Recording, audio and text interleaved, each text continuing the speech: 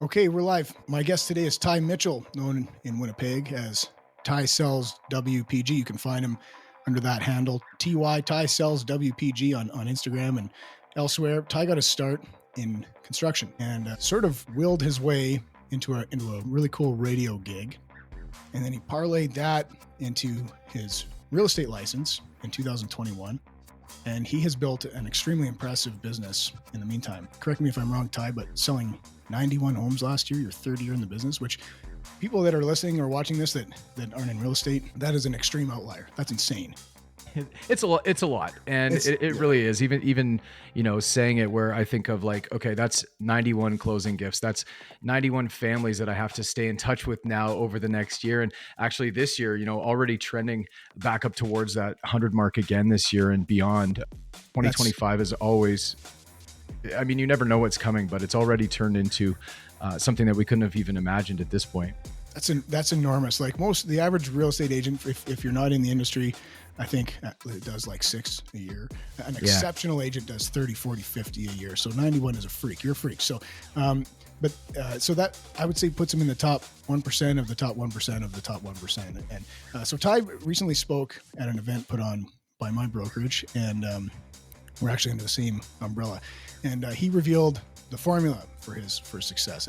And what was cool about it, it was nothing really magical, but a couple of things I noticed. One, an insane work ethic. The guy's a really hard worker, and so I really appreciate him being with me here because I know how valuable his time is. But also what I consider a really powerful talent stack with a great set of persuasion skills, and I picked out a few there. And I don't know if we'll get into this, but I don't know if you're kind of a persuasion nerd, or if you study or read those books, or if you just naturally have those abilities. But we'll get into that. But the standout thing that I observed, and it's the title of this episode, I put Master Networker, because this guy shows an absolute mastery in networking, total natural. So anyways, welcome Ty to the Commission Impossible podcast, and appreciate you joining me. Thank you so much for having me. And I know we were going back and forth after that opportunity that I had to share. And I'm always humbled when people want to hear, about my story, more about my story. I love sharing it because, even me who's like living it every single day, I look in the mirror, I'm like, wow, I can't believe this dream that I've turned this into. And when you use the word parlay, and it's like, I kind of look at, life as an audition, and I didn't really have anything handed to me in life, other than maybe the zip code that I was born in a neighborhood in Winnipeg that I now have moved back to after traveling across the country. And that's really helped me in business, reconnecting with my neighborhood. But overall, like, it was always a bit of a grind. I was always a bit of an underdog. And I'm sure a lot of your guests are, and like yourself, having a different background that kind of grizzles you a little bit, because you have to have some resilience. You have to have some sandpaper and some of those intangibles that like can't be taught in a classroom at university or, maybe at a community college. Like, these are true hard life skills learned from like thousands and thousands of hours of having conversations with people. I was an only child growing up in this neighborhood that I still live in now. And it's crazy because I just walk around. And even as a kid, I used to walk and wave to like the local storefront owners. I would go and warm up because it's very cold in Winnipeg, -40. And I lived pretty far from the school. So I would stop in halfway and I would connect with these business owners that some of them are still business owners now. And it's amazing to be able to shine a spotlight on their business. And then with my hockey career, like when I was in school, I had aspirations of playing hockey like any kid in the prairies does. Made it to junior, played junior A, and toiled around there, where I was never the most talented guy. I had to show up, and I had to, back then it was about dropping the mitts and throwing the body and being, on the edge and playing with that edge to your game. Cause I wasn't a huge guy, but yet, I still found a way to make my mark. And I started to realize that that was really based on networking, because that was like, hey, I have a friend who's going to play for this team and might tell his coach that, hey, there's another guy that's toiling around in junior B somewhere else. Or, like that part was always so cool to me too. So I traveled across the country and I got to meet people through hockey. So, I always like to look at it like I could go to most provinces and towns in this country and find a couch to crash on. And not a lot of people have that. My next career, where I traveled the country for 15 years working in radio, I'll tell you that if you want, I can connect the dots here, how like one led to the other. It was really like, it went from playing hockey to... Question though, do you still have all your teeth? Yeah, most of them. I've got a couple snaggle teeth too. And that was actually, I mean, we can talk about that too. You break down some of those self-awareness issues or just even self-image issues where I didn't want to put myself out there on camera when I first, started making videos for Instagram, which has turned into a very fruitful application for me to land new business. Like dozens of people every week connect with me through it. And like I say, like it's not because I'm good looking, right? So I'm obviously offering something. I'm offering Well, value. I want to interrupt you quick because it's not organic. It's what I observed is it's not about just putting out a lot of content and having a presence because, after you spoke to our group, I followed you on Instagram and right away, you sent me a DM with a personalized video message. Hey, great to connect with you and stuff. And like that's super proactive. That's like really leveraging the platform. So it's like it's not just an organic thing that people just come to you. Like you're out there pulling them in. Yeah, absolutely. And to really touch on that part of it, I didn't really have much of a social media profile. When I was in radio for 16 years, they were like, pushing on you to get it like as of like probably 2007, 2008. By 2009 it was like mandatory that as a morning radio show host, you had to have a Facebook profile to at least post on the station's page. And so I kind of caved to the pressure of it. I was like, this social media thing won't stick around. And I spent a ton of time like making friends on Facebook. I didn't realize what I was doing and how impactful it would be until now and being able to actually monetize it. When I was in that world, I didn't think about like monetizing every conversation, and not like I do now, but it just happens organically where if you're thinking about somebody and they're able to think about you when it comes to time to transact, or at least pass somebody's name along in the soccer locker room or on the sidelines where somebody's like, yeah, I'm looking for a real estate agent. Does anybody have one? You're like, wait, there's that guy that just popped up in my algorithm or sent me that nice personalized message after I followed him on social media. Yeah, maybe I'll think about that person. That actually really changed the game for me. Short form video content. And a lot of people believe that, social media is just about what people are posting on their timelines. But some of the best social media agents, yes, they've built up a following through their posting, right? You have to be consistent with the posting, but the key is to be consistent in the DMs and to It's be, all in them DMs. it is. And it used to be like a weird thing, like, the sliding into my DMs. But now it is the number one way that I'm finding that people are letting you build trust with them, right? Like by making that offering, like, hey, is there anything I can do for you? Is there something, that you're looking for specifically that I can help you find?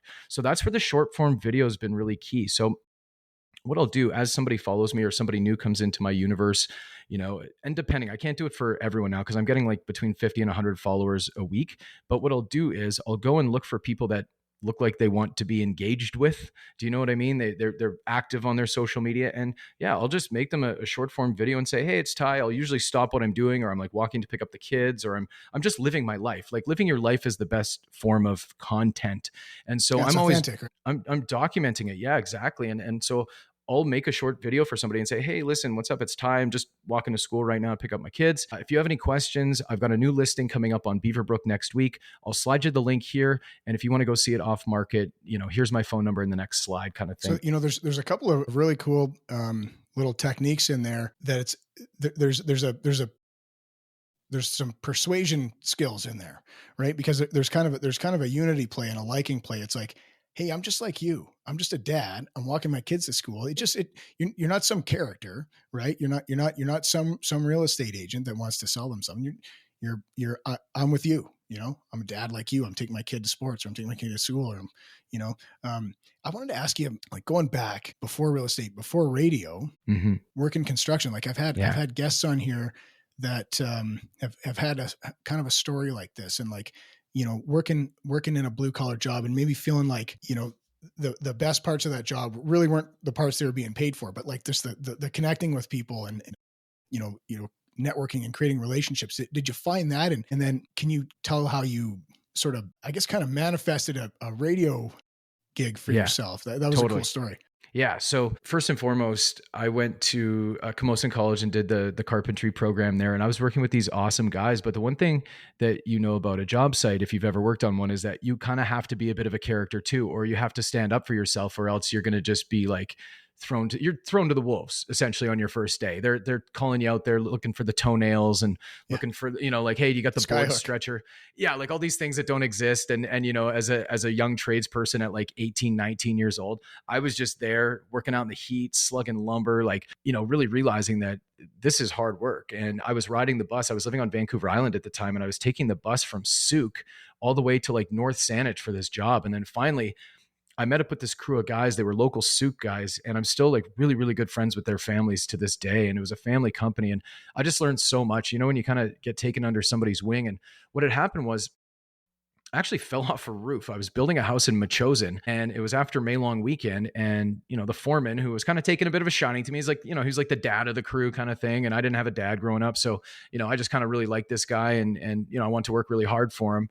And so I was up nailing in like these window cripples, like the studs above the windows. And I had the air nailer, and all of a sudden I was telling him about my May long weekend and about like, we were at this pub and singing karaoke. And all of a sudden I was down on the ground. Like it happened so fast. And I like hit the rocks, these blasted pieces of mountainous rock in Machosen on, Victoria. It's a rock. It's an island. And so I went down pretty hard, and, I popped back up right away, and I ran back up there. I'm like, let's go, boys. And they're like, no, man, you went down pretty hard. Like, are you sure you're okay? And I guess the slack, what he told me was the slack of the air nailer, as it ran out and got tight, it flipped me around because I was going down head first, and then it flipped me around, and I spun around, and I landed on my speed square, and my hammer blasted up inside me. So I ended up I had some internal bleeding, and he drove me to the hospital, and it was a little bit of a recovery. I'd say 6 to 8 months, and in that time, I went to the carpentry college. Of recovery. That's a pretty serious injury. It was, yeah. And my back's still kind of like, as I sit here, I'm like, talking about it. Like I don't think about it often, but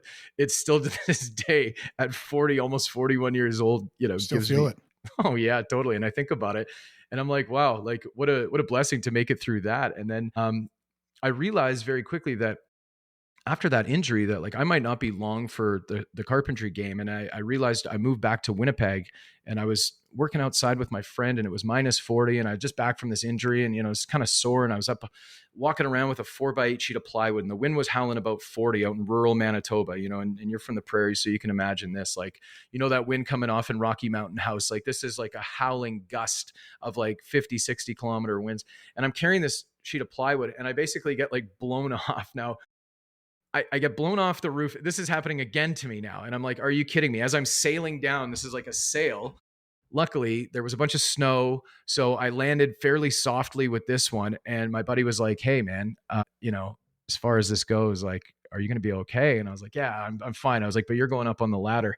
And we would always be listening to the radio, and it felt like the guys on the job site always had such an affinity for these guys from the radio, whether it was Ricker from KISW in Seattle or Bro Jake at Rock 101 in Vancouver. And it was Wheeler and Hal at Power 97 in Winnipeg. So I would always hear these guys on the job site. Morning guys, right? Morning guys. They were morning stars. And I was like, man, like these guys really look up to these guys on the radio. So then I would go home and I would like practice my comedy bits, and I would practice, my voice and my enunciation and articulation. And I'd work on back selling the songs and all the things that I thought I needed to do.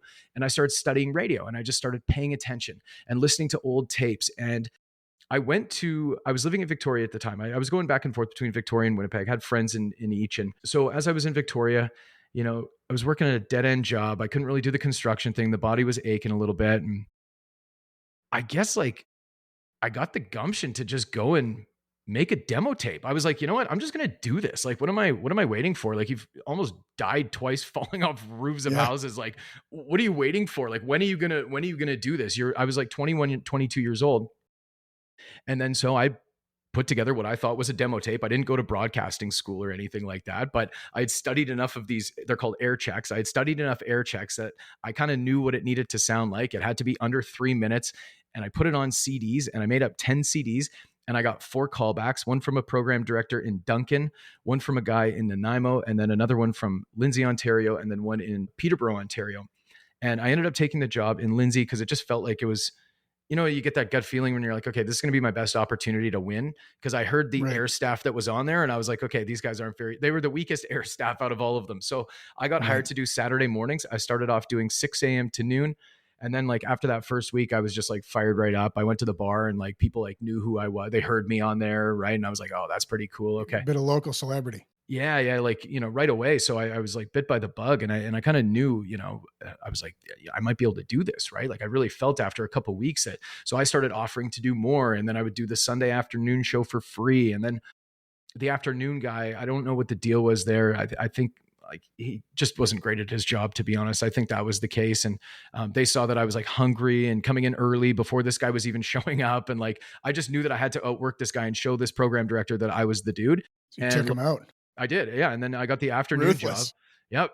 Sorry, Joe. In the afternoon show, it worked out pretty well for me though, because I parlayed it into a pretty good career. What was cool about that job, my first radio job? So like, you talk about climbing the corporate ladder, right? And really learning about that networking and how to network that boss to the point where like he's kind of doing the thing that I want him to do, which is give me a promotion, give me more air slot, like, a better shift on the air, right? So I want to move up from afternoons. The coveted slot's the morning time slot, right? So I want to get to mornings, but the boss is also the morning guy.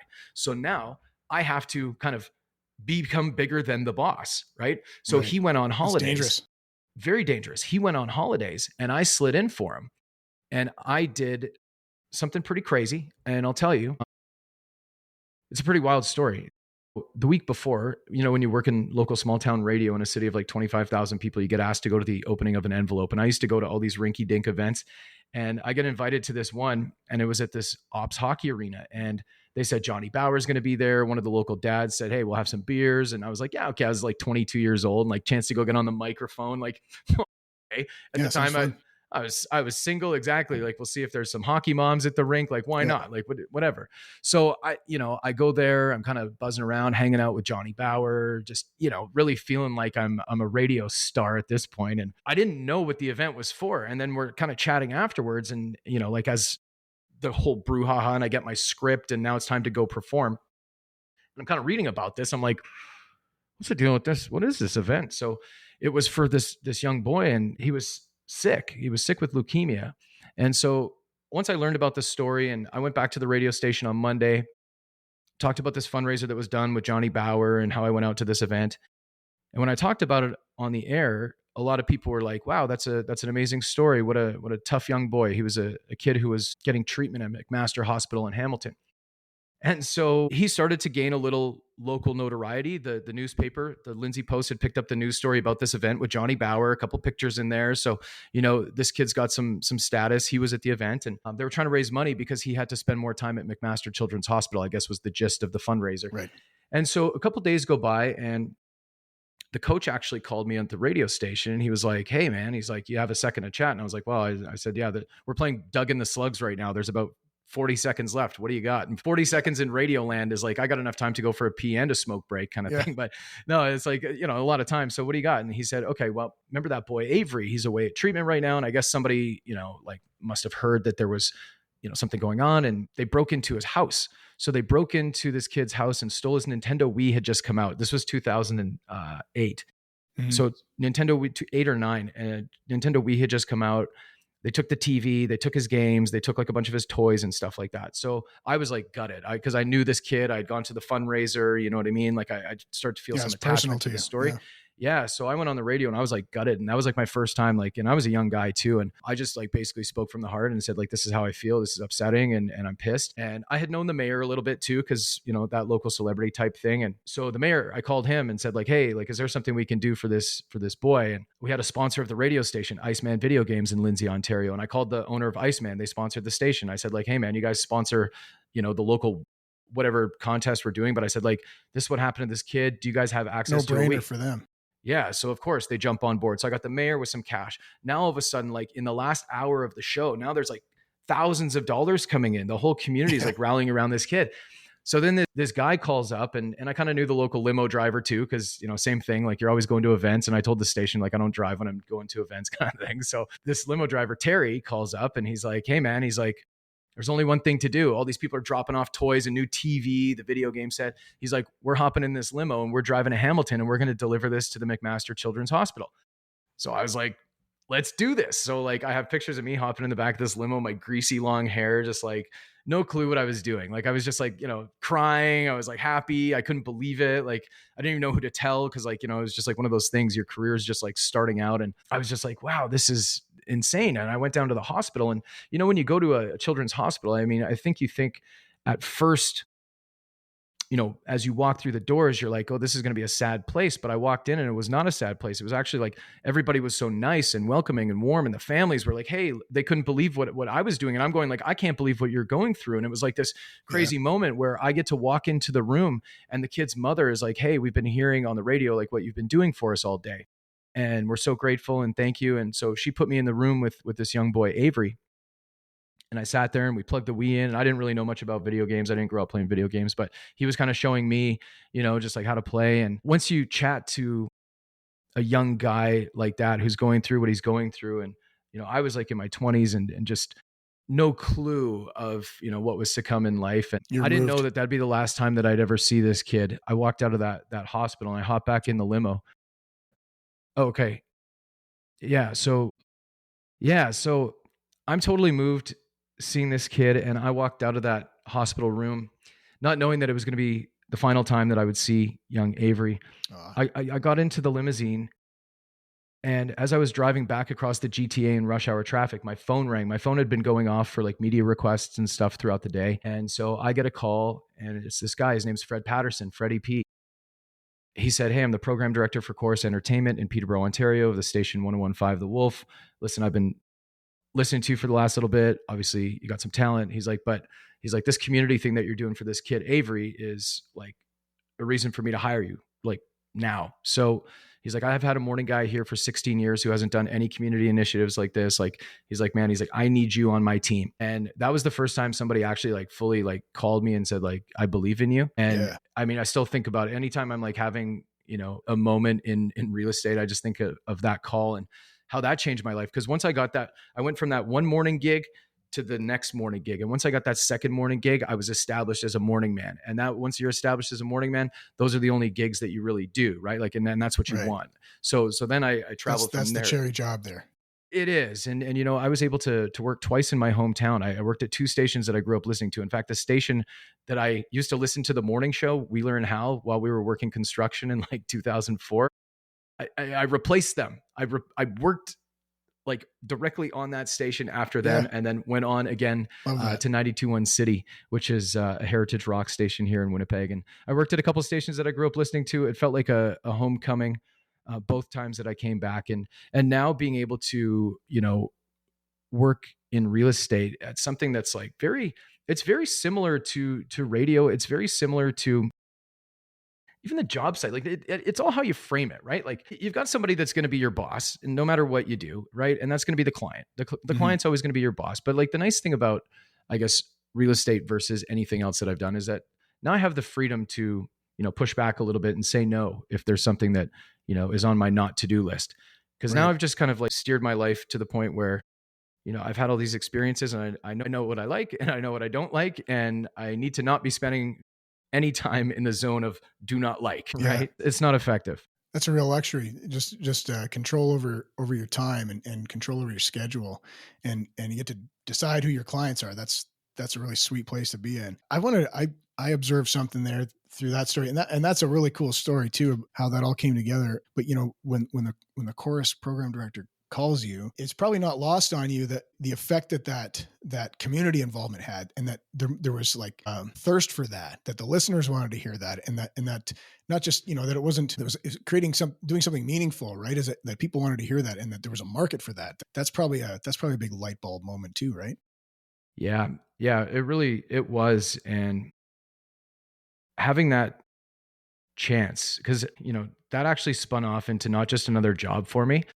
I was welcomed back at the radio station when the limo got back, and the mayor was there, and like they greeted me with this crew of people. And I actually got invited on a trip to Japan with the mayor, cool, with the MP, with the guy who's, I think, the MP, couple bigwigs from town. And it was like an anniversary trip. And I got to go as like part of a delegation.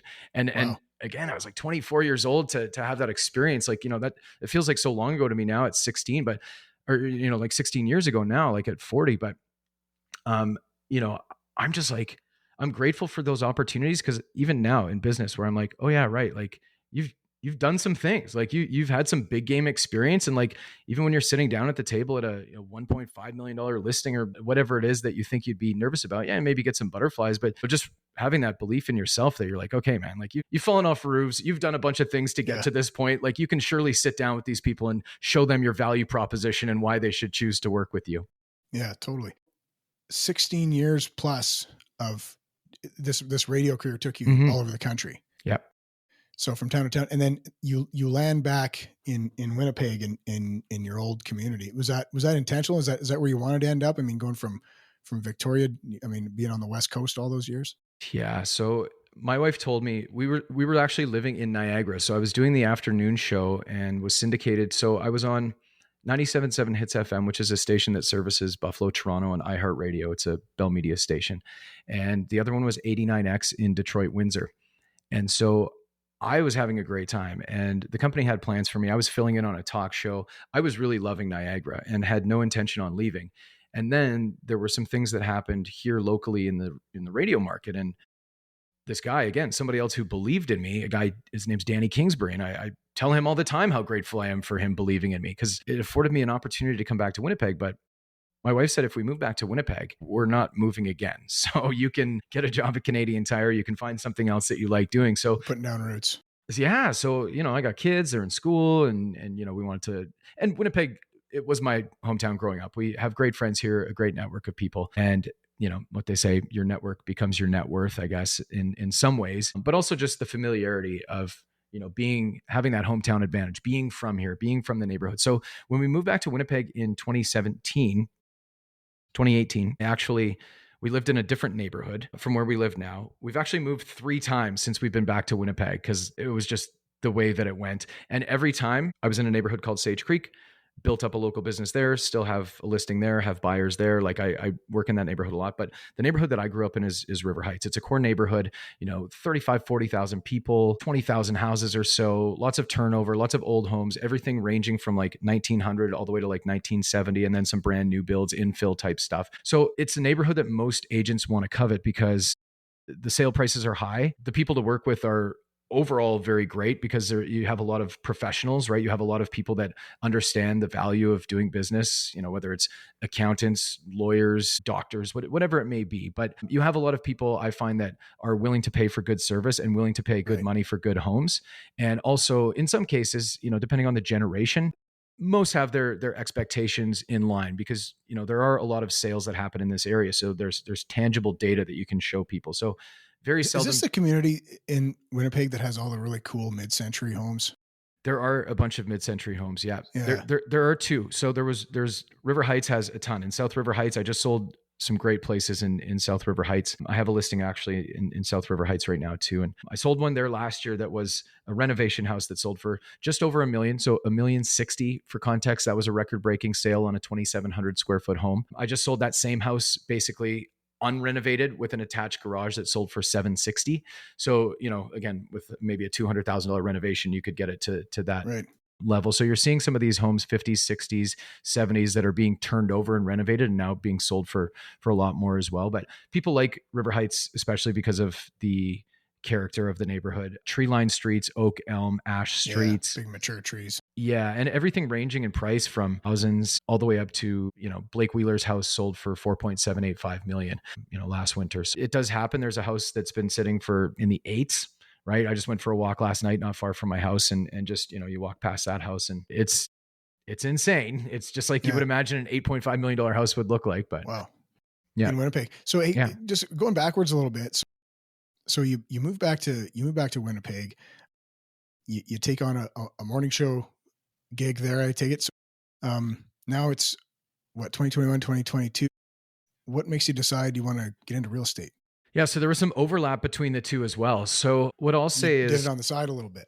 I did, and to the chagrin of the company that I was working for, I feel like, there was just a couple conversations that happened that, maybe it felt like my attention was leaning more towards my real estate career. And after bouncing around for that many years and working for that many different companies and in radio, I just kind of felt like this is probably the time to exit stage right. Like, just call your own shot, bet on yourself. And that's exactly what I did. I told myself, as soon as I make as much money in real estate as I do on the radio, that I will take that leap. And it took me about 6 months. Yeah. And like, I mean, I hit the ground running in real estate. I really did. And so once you start getting that momentum, and you know this business, any business really, once you get momentum, it gets hard to stop. And so for me, the getting up at 3:30 in the morning was getting old very quickly. I can And imagine. seeing that the opportunities, as my phone was buzzing a little bit earlier and earlier every day, and I'm like, geez, I'm really enjoying what I'm doing. And once I just kind of got that out of my system, I actually did go back for a little foray of just doing like some voice track work for iHeart, but I just my heart wasn't in it. I had to Right. call some very good friends of mine who gave me a chance in radio and say, "Hey, you know what? I appreciate you guys. Thank you for this. The ratings are really good." Like the ratings were really, really good, and it gets hard to walk away when you're winning at something. But I was Yeah. winning at something else, like even more that those people just didn't quite understand at the time. So, we're all good now. Everybody's friends but But you quit on top.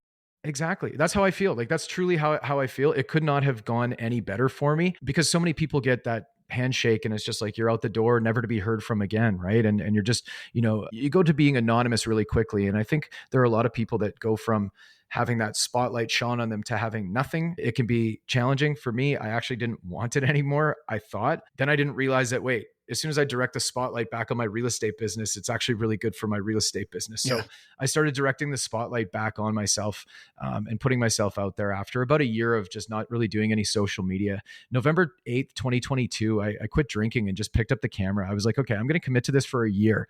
Just like self development, personal growth, something that I hadn't done. I was like, let's just do this. Let's go in to a really hard time of year too. Like I always like to do things the hard way for Of some course. reason. Yeah, like right. I decided to quit drinking right before all the Christmas parties. All the Well, drinking parties. Yeah. yeah, like really, yeah, exactly. Like opportunities to go lose your job. Yeah. I made it through 3 big Christmas parties, and I made it through the whole month of December. And I was like, okay, well, I still like the people around me enough that okay, I can make it through this. And then by January, everybody's doing dry January, so I got a couple Mm-hmm. months under my belt, and I'm like, okay, I can Got a do head this. start. Now, by the third month, by February, now I'm like, dude, I'm actually feeling really good here. Like, oh, now I'm Mm-hmm. losing some weight. I'm like, not like this. I'm like caring about my appearance a little bit more. Maybe I I'm like, won't drink anymore. and then here we are. Yeah. So what are we at? Like June 8th. So that's a while. I don't know. It's over two Yeah. and a half years anyway. It feels like longer. It feels like something that, if I'm to find a parallel, because I still would have been successful. Like, don't get me wrong. I still, even while I would have beers, like, on like after work or whatever, in the evening, like to socialize on the golf course, something like that. Like, still just that little extra, you know, downer that you're giving yourself, because Mm-hmm. really that's what it is. And I'm not like knocking on it. Like it doesn't matter. Some people can function at a really high level. I just realized that like I needed to give myself a chance to function at the highest level possible. And once I gave Yeah. myself that chance to function at the highest level possible, and I started seeing the results, and I was achieving things that I didn't think I could achieve, You and my can't go sleep was back after better, that. and there's everything else that was going better. And I was like, well, now the decision was made for me.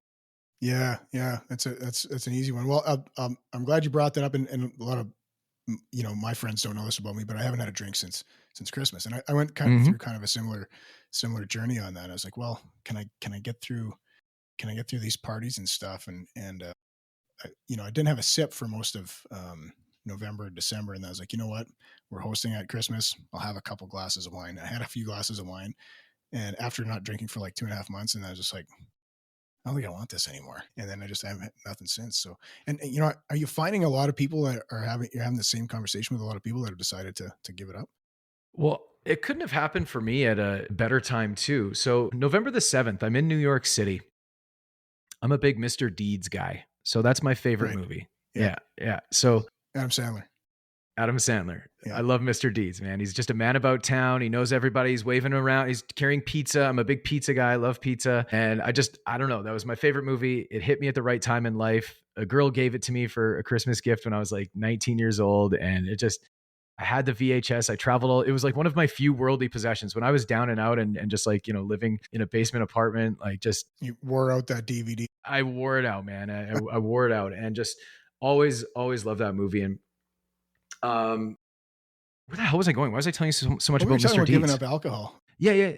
You're talking about being in New York or something. Oh, yeah, yeah. So I'm in New York. Yeah, yeah. So yeah, this is crazy. So I go into this cigar bar on the Upper East Side called Macanudo, and I go into this place and I look around the side of my shoulder and I'm like, it's Reverend Al Sharpton.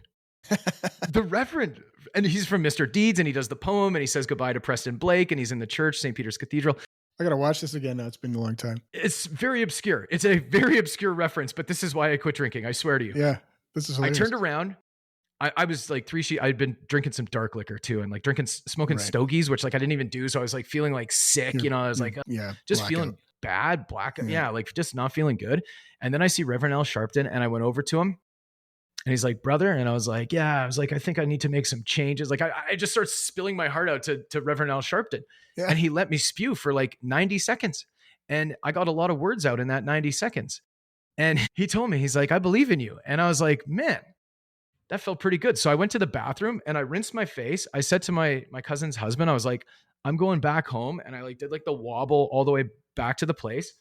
And I woke up in the morning and I said to my wife, I was like, I think I'm going to quit drinking. She's like, heard that before, like, big night, right? Yeah, sure. Okay. Well, you got the blues, like, the Sunday scaries, whatever you want to call it.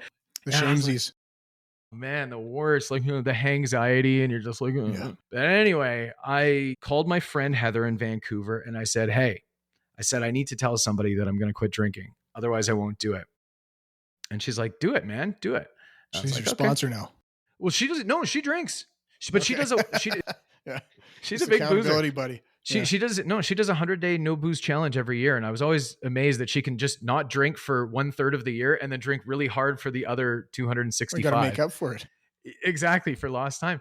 But no, so then that's November the 8th. I come back from New York. Then November the 10th, I sit down with two guys by the name of Jesse and Addison. They started, bringing people to, the attention of Real Broker entering Manitoba. And so I sat down with them and they're like, hey, there's this thing that's coming. And I was like, okay. And I started researching and digging, and I had something to look forward to. And I had some excitement because I don't even know if Jesse knew this at the time. And I've told him since, but I knew that from social media that he posted about his sober journey. And I knew that he was like 8 years, removed from drinking alcohol at that time, I think it was. And I was really impressed, actually. I was like, wow, how do you do this? Cause I always thought maybe like, his videos, you watch them online and you're like, maybe this guy is ramped up. I don't know. But when you don't know somebody, you don't know. And you have these, preconceived notions, I guess. And I met the guy and he was like really super humble. Oh my gosh. And I just kind of told him that I was starting this. And I think he was like, okay, well, hey man, if you need to talk to somebody, whatever. Right. But I just had in the back of my mind that I had, again, somebody else who maybe believed in me that I could do it. And and I believed in myself because I was like, you can do this. Like, really, like, come on. You're the only one that's stopping at the store every day. You're the only one going and picking up the beer. You're the only one going and sitting down and putting it in the fridge and drinking it and going through all this routine stuff, right? Break the habit, break the routine. And so anyway, having Jesse in my corner really helped leading up to the launch of Real in May of 2023. And I felt that once I started meeting other people in the community, and whether it was people that are in real estate or not, but once I started to commit to not drinking, man, it's amazing how people find you. Yeah, it's crazy. Out of the woodwork. Like, it's crazy, man. Really, like the amount of people. And I'm going like, oh, like, exactly. I'm like, oh, and then, I'm not in like some crazy recovery. I went and saw a therapist for like the first 4 Wednesdays. And I really appreciated this guy just listening to me and, kind of hearing me out, and maybe a couple of things that I was struggling with and some demons from the past, and, making excuses is what it came down to. And, having even just somebody to talk to is so important. Having a mentor, having a guide, and I don't talk about it a ton on social media. In fact, I don't really talk about it at all. I don't even really look at it like it's a big deal for me. Like I just never really, I'm not there yet. I just don't feel that anybody cares necessarily about my journey, but I love hearing what other people want to share. And I'm always here to like listen to people. Funny coincidence. Cause it's been on my mind too. And I keep, I just had a conversation in the DMs with a real estate lawyer that, that dropped some hints about him. How long you've been since you had a drink or whatever. And yeah, I keep bumping into him. Hey, I wanted to ask you, going back to Mr. Deeds. So something else I noticed when you're talking about, when you're speaking to our group last week, the pizza thing, like you're kind of like this Mr. Deeds in real estate. And what I recognize there, and maybe you didn't see it as this, or maybe you do. And I was kind of curious, but there's, here, I'll show you this book. Do you know this book? It's called Influence. I've never read it. Psychology of Persuasion. Anyways, it's like the Bible for persuasion, but he identifies the 6 weapons of persuasion and how they're used by people that he calls us compliance workers, anyone that kind of works in sales. And if your job is to talk somebody into something, right? But one of them is, I think it's the first one in the book, is reciprocation. So there's this principle that this psychology behind it, that if you give somebody something, even even a Coke, you give someone a Coke. Someone gave me this because I have my name on it. They feel you plant something in their subconscious that they feel they got to give you something back. Even if they don't know it, they don't realize it. And I heard you talking about how you give away free pizza. And it was just the funniest thing. Like, it's like, this is actually pretty high level. It's simple, but it's high level, right? It's like it is the easiest thing. So okay, can you break that down? Because you have a deal with a local pizza place, and like, hey, go to my, I don't know how this, you can explain it, but someone can register with you and get a coupon for a free personal pizza, and it costs you like $6. Yeah. So, the law of reciprocity, I think is interesting. I don't keep a scorecard, and that's been a big thing for me too, because I know there are some people that think they believe in the law of reciprocity, but they want to say, well, hey, but I did that thing for you. Are you going to do this thing for me? And I never do that. That kind of ruins it, right? It does. Kind of defeats the purpose of it. And you can tell the difference. And that's the difference between a salesperson and for me. I just help somebody come to the decision that they want to come to, right? Like I'm just leading them down a path, presenting the facts, right? These are what we know. We know this, this, this, and this. And this is, the terms, the conditions, the price, whatever it may be.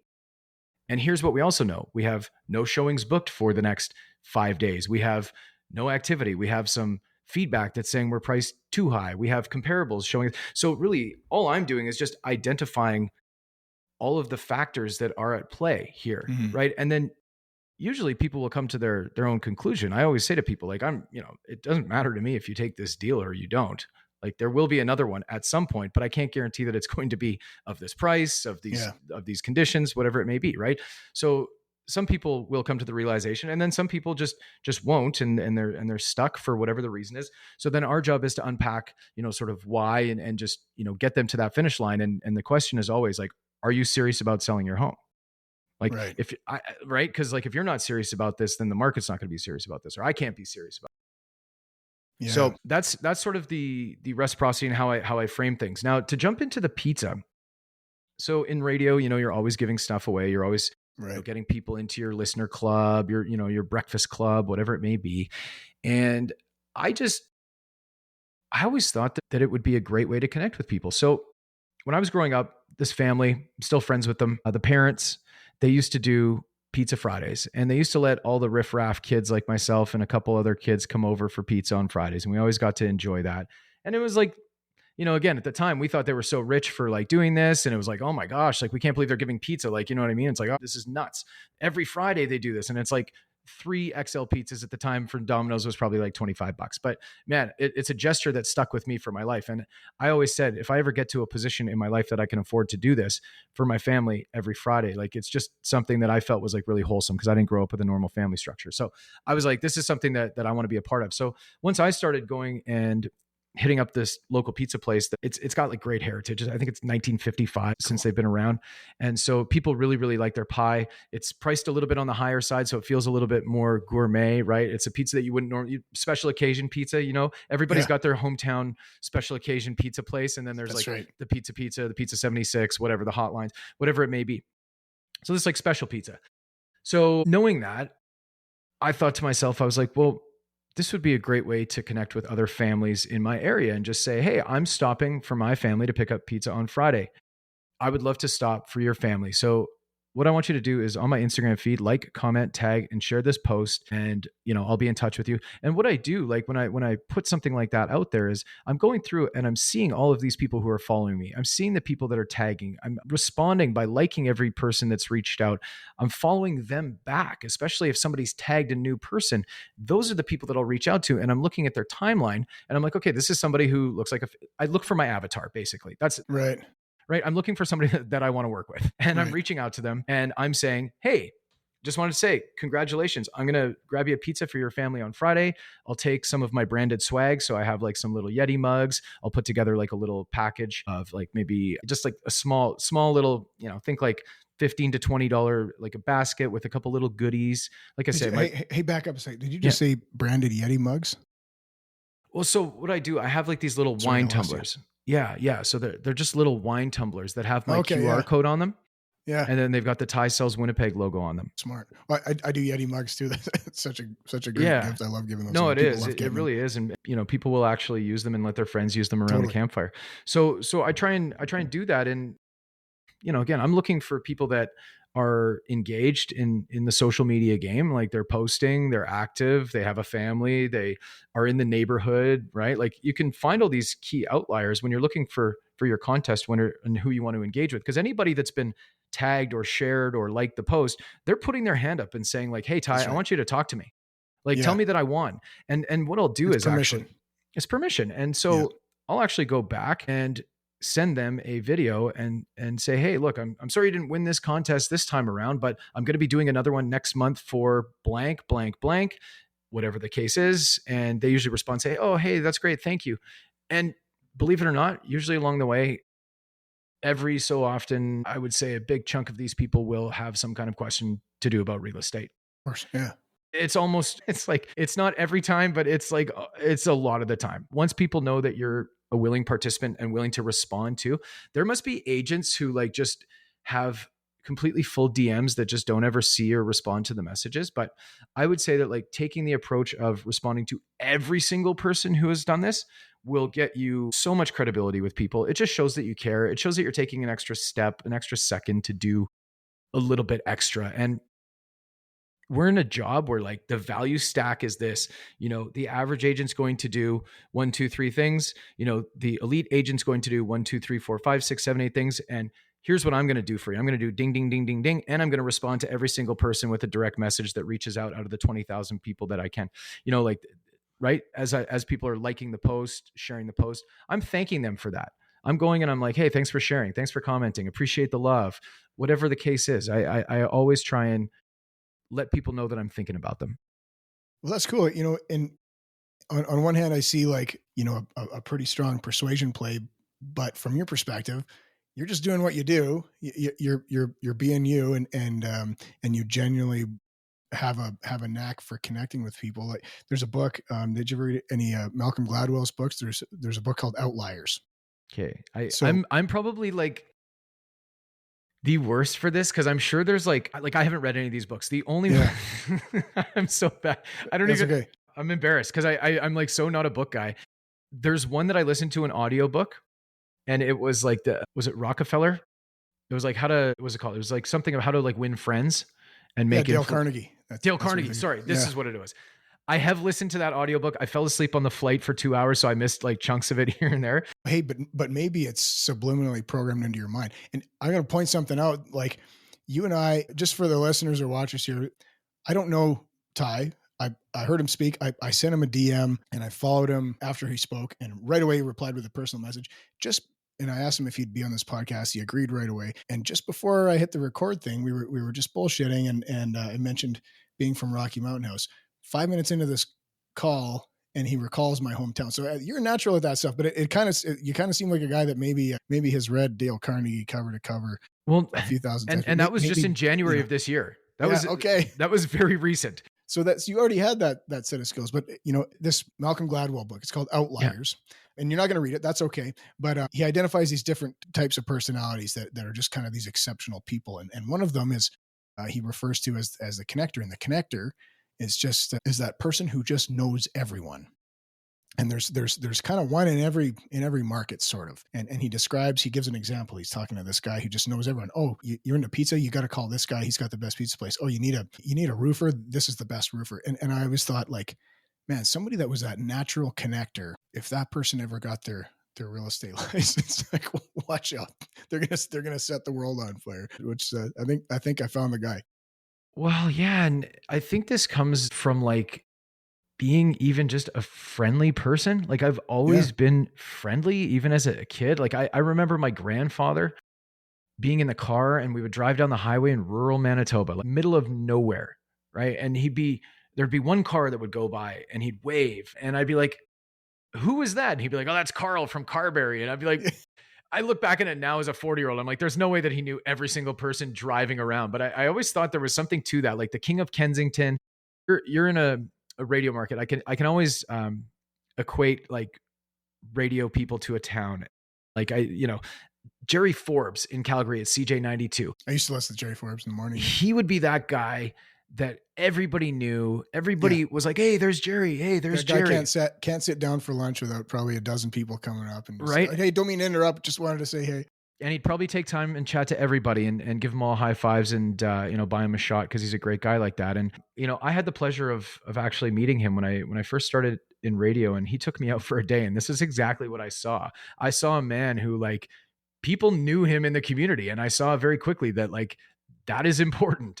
And so fame becoming a business model, I didn't even understand my first, because you don't know what you don't know. I spent my first 2 years in real estate being anonymous, like thinking that it was cool to be low key. And I had this job that, like, people weren't always pointing at me in the grocery store, or people weren't recognizing me, which radio, Flying it under didn't the really radar. happen that often, but, like, it was just one of those things.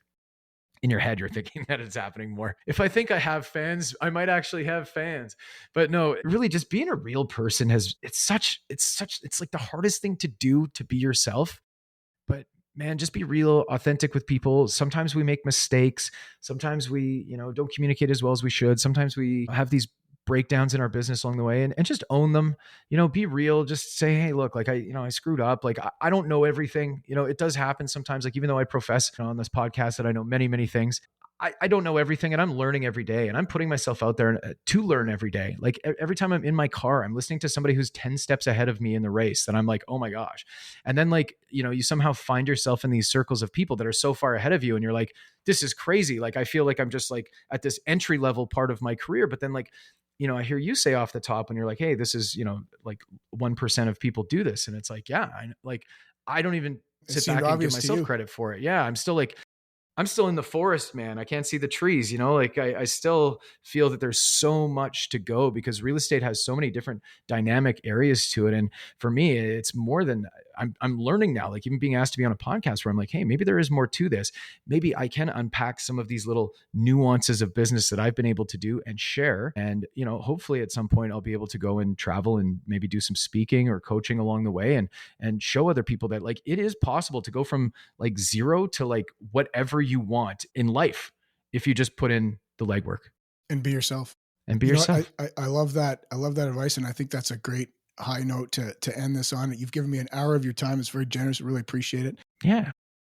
So yeah, it's Ty Sells WPG. If you wanna look up my man Ty on social media, and if you enjoyed this, like and share and subscribe, and give him a follow. Thanks for Yeah, doing I this would for me, say, Ty. oh, of course. And tag all your friends who have friends and family in Winnipeg. Let And them they'll get a know that, message from Ty. yeah, if there's any referrals that need to be handled in Winnipeg, we have elite client care, and we will look after our people. Yeah, I just appreciate the opportunity. It's very nice to chat with you. I now know, that you're a real person. I'm a real person. And next time we connect, we'll probably be at a real estate event, and it'll be great to slap hands with you and see you in person. Definitely looking forward to it. Thanks again, Okay. man. Have a Okay, great man. day. Okay, you too.